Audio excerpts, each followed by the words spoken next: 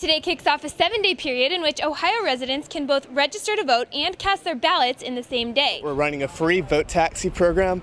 We will come pick you up at your house, drop you off wherever you want. And people at the bus stop, I asked them if they're registered to vote, and if they weren't, I said, get in the car, I'm bringing you. It's a perfect opportunity for them to come in, register at a temporary address like a homeless shelter or the YMCA or something like that. They can register at that address and vote because they don't know where they're going to be tomorrow or next week. We spoke to some of the voters taking advantage of this free service. They picked me up, they seen me walking around and stuff, so they said, hey man, you want to vote? I said, yeah, I'll vote. He said, man, I'll take you anywhere you want. I said, that's cool. It's fast, and the people are very polite, and they explain how, all about it. I mean, if they say sign the ballot, just give them and do exactly what they ask you to do. I mean, hey, this is America, you know what I mean? Voters we spoke to clearly had a favorite. I had to vote for Obama because I'm kind of tired of Republicans at this time.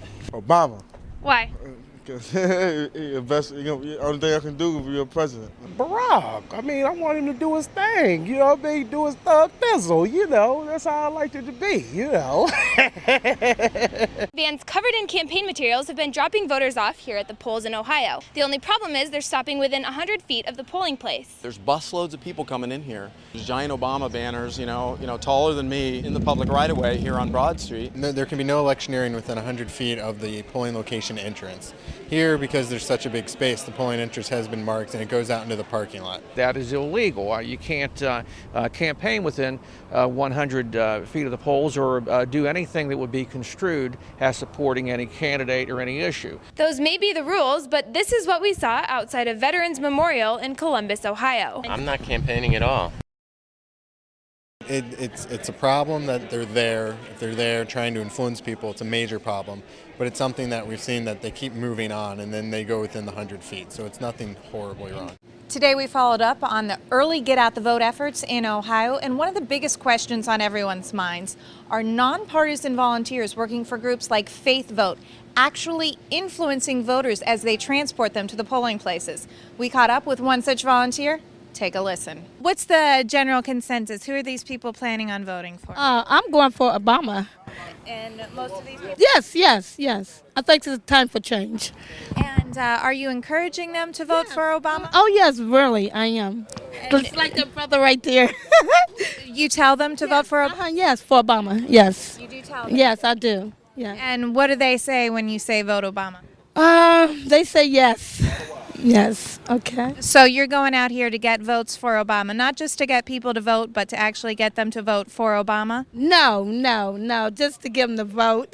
Okay, all right, I got to go. Do these organizations have a partisan influence? I don't think I'm allowed to say that to No, them. that's fine. Our message is just get it out early. I'm pressing right out here. Vote from Home and Faith Vote Columbus are giving homeless people rides to the polls, but their efforts raise a few legal and ethical questions.